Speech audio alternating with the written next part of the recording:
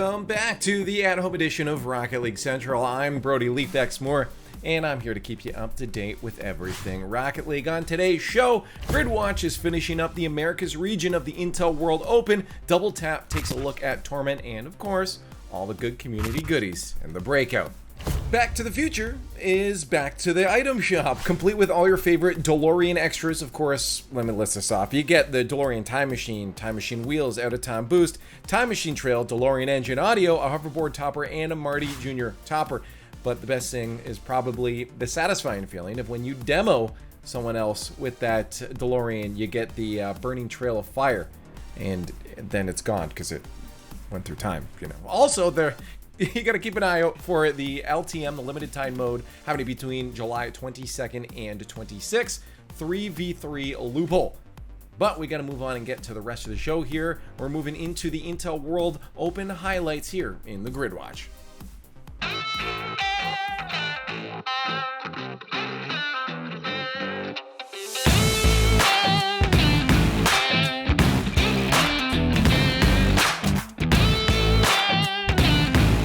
After 2 months, countless eliminations, and many exciting matches, the Intel World Open draws to a close, with 4 regional champions standing tall over their respective corners of the globe. In the case of the Americas, the competition was balanced on a razor's edge. Between heartbreaking eliminations and sudden reversals of momentum, the battle to determine the best of the West was as nail-biting as one could imagine. It all started in the group stage. While clear winners emerged from both groups, the battle for second place was a little more contentious, especially in the case of Group A. Mexico and Chile were locked neck and neck and struggled to see who would get to move on to the tournament bracket, and ultimately hinged on a showdown between the two. Unfortunately for Chile, their ace player Reysbull, one of the Season X South American regional champions who had won nearly every major event of the season, was unavailable during their match against Mexico, and the loss of that edge was probably the deciding factor in their tragic loss. It was still a close set, coming down to the last possible game, but in the end, Chile fumbled hard, handing Mexico a 6-2 victory in Game 6 and dashing their shot at glory. They could do a bit of damage here. Is Reysbull going to be back in the team?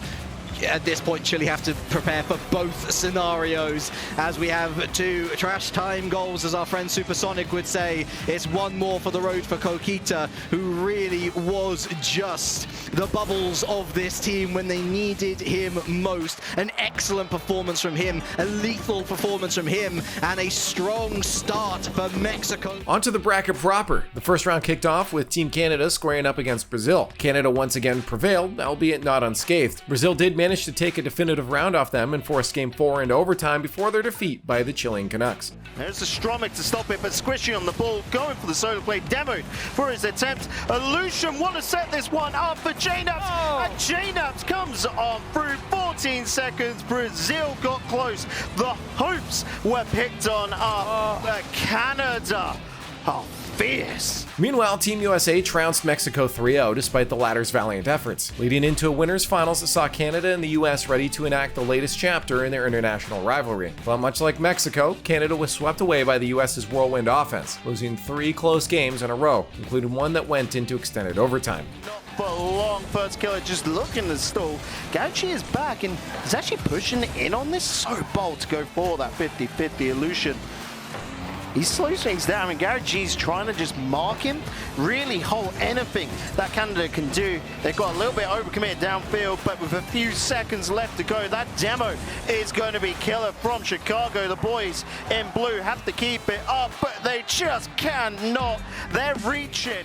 And thus Canada fell to the lower bracket, where they were met with a Brazilian grudge match. Armed with knowledge, they stopped Brazil from taking a single round this time, though Brazil did manage to force another overtime just like their first bout. It was time for the grand finals, and the much-hyped North American rematch. The US was standing tall, confident in their victory, but the bigger they are, the harder they fall. In an incredible turnabout, Canada took the first set of the finals 3-0, shattering Team USA's unbreakable facade.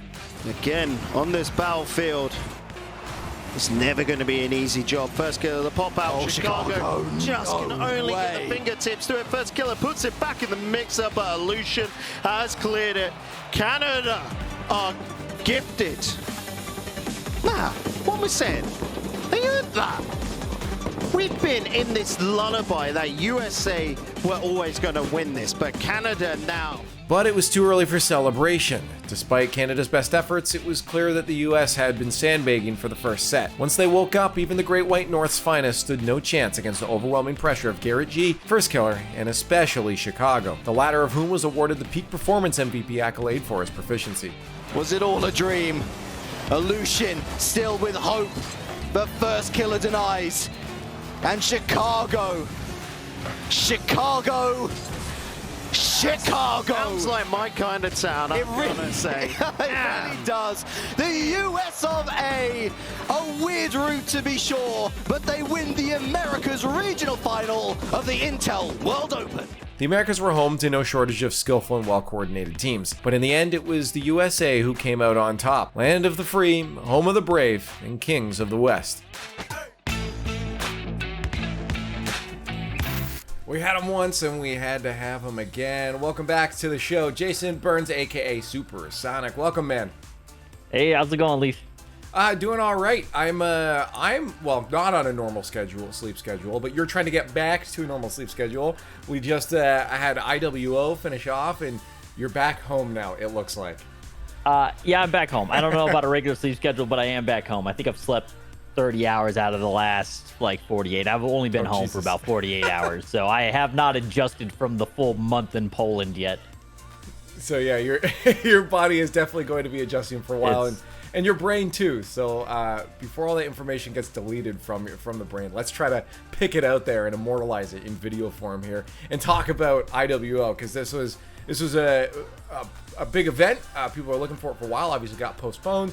We finally got to it in restricted format. We had just regions and continents basically playing each other, in pieces of those continents playing each other, but not true international cross-seas play. But we did get our finals just recently. I don't want to talk about the two specifically that you got to oversee a bit, and then just ask you your thoughts on the whole thing by the end of it. First off, let's dive right into Asia mainland. That was one that I think a lot of people had their eyes on, just because Japan was in that as well. Yeah.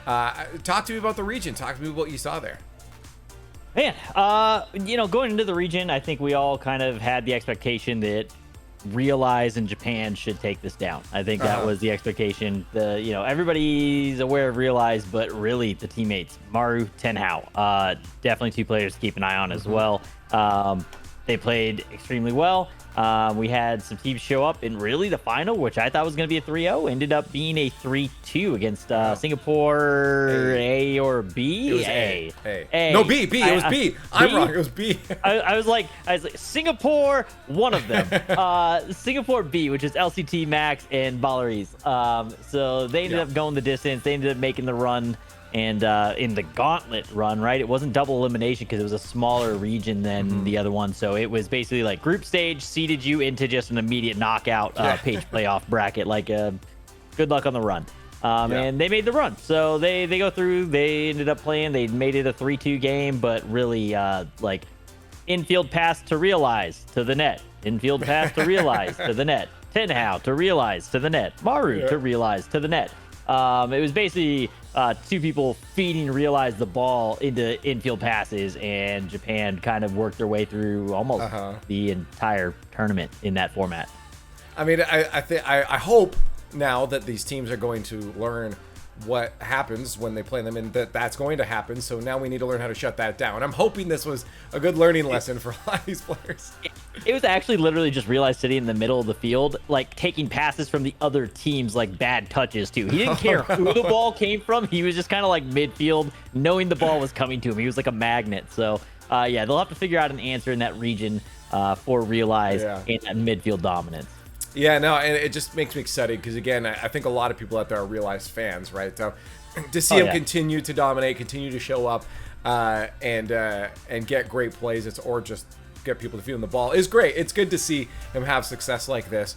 We've seen them showcase as well on the RLCS recently, and I'm curious now. How close do you think Japan is, or at least Realize and teammates are to starting to step up and be in the talks? Because we do know how good North American, European regions are. How close do you think they are to these other regions?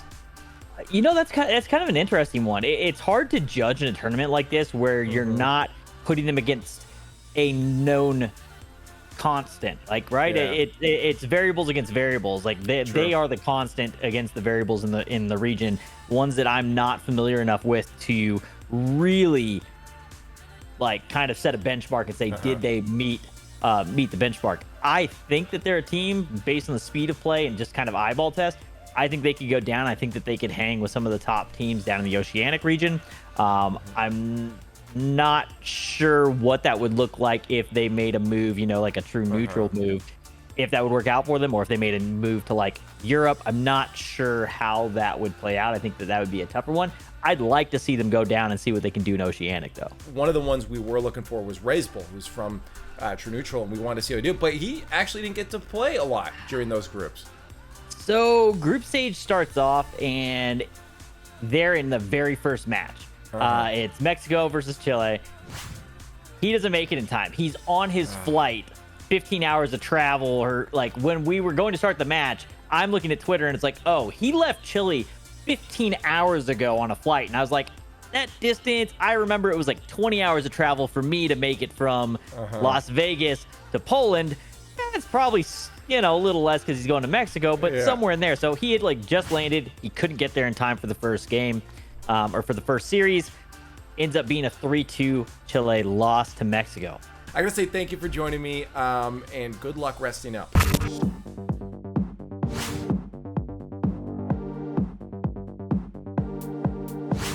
We set up a plays, but you see again a lack of aerial game from a lot of times. From Brisk. As he goes up. Excuse you? Apologize to him right now. He actually has our broadcast stream open that we're casting. Like he can hear us live. He's like, okay, I'm going up then, I guess.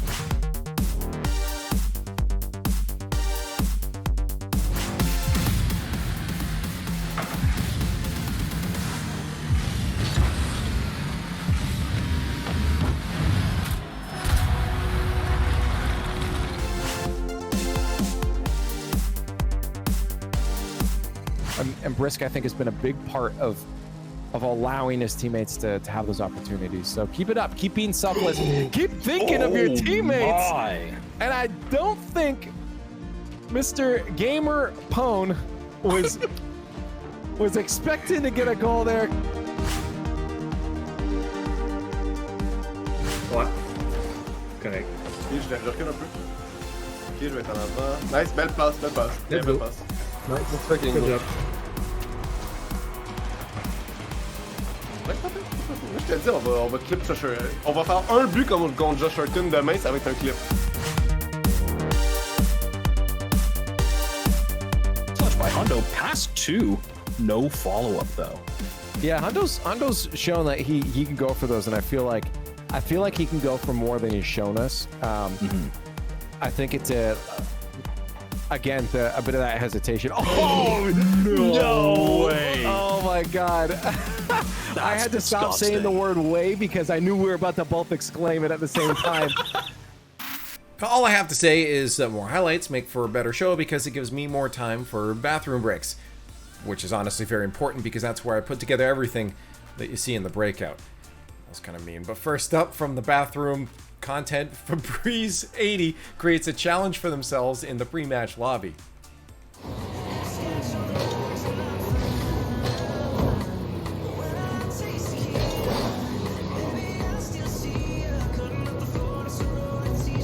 Very nice, very impressive, very hard to do. My favorite one is doing the half flip onto your nose backwards and then air rolling right while turning left and doing a little spin, nose spin thing. That's really fun. Or going on your back wheels and waving. Say hi to everyone. Next up, Black Badger 64 shows us that the Rocket League gods are always watching.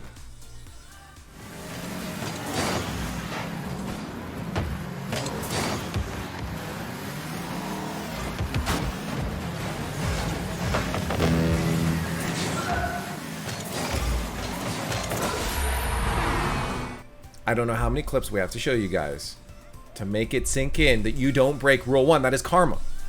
We'll leave it at that. Moving on here, Raffy Roofy shows us what the 999 ping experience looks like.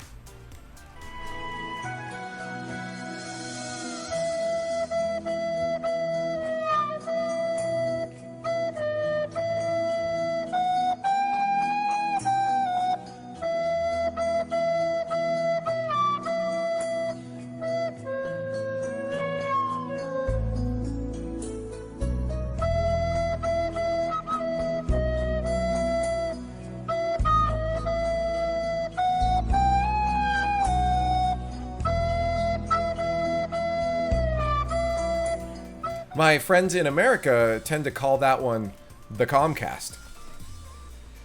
Our next one comes from Johnny Bravo 94, who finds use in his teammate that's stuck in a Rule 1.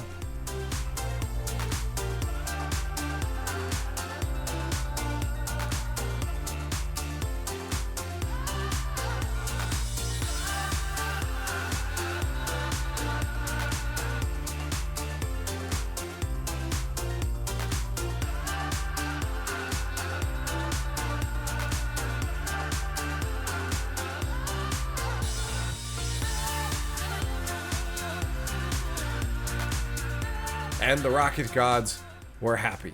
See, keep your Rule 1s. Well, actually, it didn't go well for the other guy that kept Rule. Forget that. We focus on the one that fits our narrative. Moving on, finally up is That's So Calculated is making its way back, and this is courtesy of Poto Danderfluff.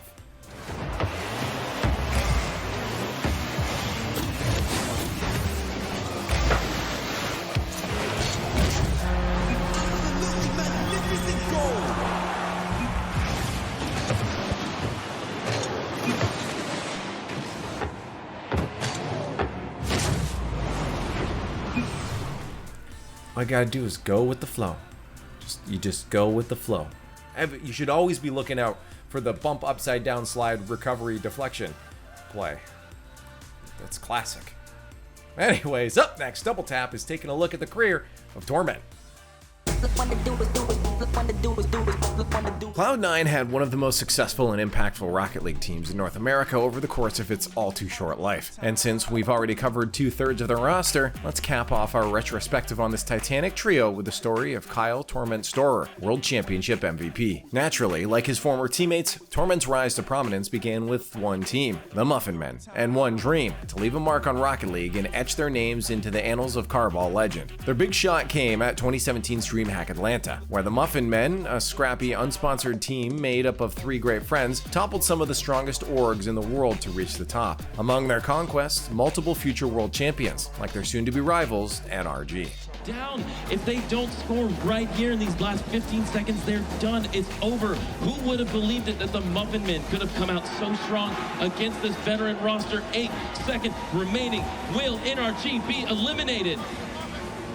Final 2, can they do it? A missed touch, it's right at Fireburner. He has to defend the net, they slam it down. The Muffin Men take down the North American favorites. What a display. Squishy and Torment going absolutely off. After that, the Muffin Men attracted success like a magnet, starting of course with their acquisition by Cloud9 mere days after their big win. A few months later, they'd overcome NRG yet again to take first place in the North American Regional of RLCS Season 4, earning C9 a golden ticket to Worlds in their first year of competition. While they didn't end up winning, a 3rd place finish did more than enough to reassert the team's aptitude. JNAP puts it into the corner. This team needs to be aggressive.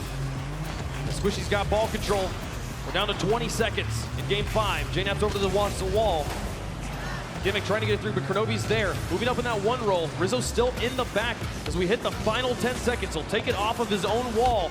9, 8, Kronovi in the corner with JNAP's hitting in his own net. Struggling to get it out of their half. The 50-50s keep going in Cloud9's favor, and the bump on Kronovi will do it.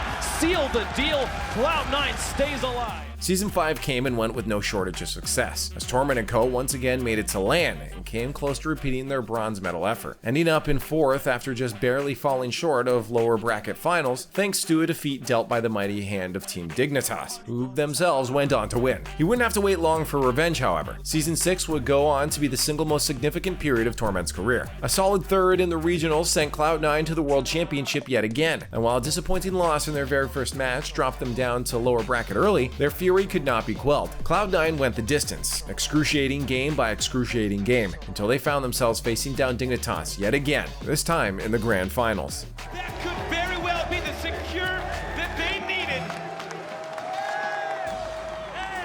10 seconds left.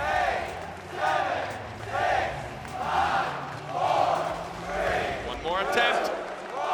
And they won't make And it. that is it. The streak is over. Cloud9 take the first match in the grand finals. What was hyped up as a tense rematch ended up being a total stomp in Cloud9's favor, as they took 2 sets in a row with a 4-1 scoreline, first resetting the bracket and then dealing a vicious final blow to seal the championship. Torment was, in no uncertain terms, the architect of the team's success during Season 6, walking away the Day 3 MVP and overall World Championship MVP for his efforts, proving his invaluable worth not just to Cloud9, but to the pride of North America as a whole. He couldn't get to it. Torment gets the lead for Cloud9. Back and forth, trying to keep control. Violent Panda getting that first hop and then losing all momentum, losing all of his boost, and all of his ability to play defense. Torment, you hear the chants, and an MVP caliber finish. Dignitas and Cloud9 would meet for a 3rd time in 2019 at the Dallas leg of the DreamHack Pro Circuit. Once again, C9 emerged the victor, even imitating their Season 6 World Championship 4-1 scoreline in a beautiful display of serendipity. The squad would go on to win the whole tournament, an impressive yet bittersweet victory given that it was the last time they would play together as Cloud9. Off the crossbar and in, squishy muffins, the Muffin Men, Cloud9, 3 goals, your DreamHack Dallas champions. Unbelievable from Cloud9. It's over 1 second on the clock, doesn't matter, 3-goal lead. They have it on lock. Cloud9, your DreamHack Dallas champions.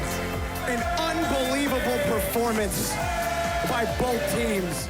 Following C9's dissolution, Torment was picked up by Version 1 Gaming alongside friend and teammate Gimmick. Though the Dream Team may be dead, their unforgettable legacy and Torment's substantial contributions to it shall live on forever. I think the coolest thing about Torment was his ability to change too, from being that super solid expected 3rd man to being a player that started to move up onto offense and really generating plays for their team back in the Cloud9 days that allowed them to get wins. And I think that's really cool to see a player have that opportunity to change how they play and to continue to still have an impact. So I'm sure we'll see Torment continue playing for quite some time in the future. There's a lot of competition on the field now, but Torment is a veteran for a reason. But that is all the time that we have for today. You can check out more of our content on Twitter at Squad State and of course on YouTube. Thank you so much for watching, and you know it, for a little overtime action, here's your weekly backfire.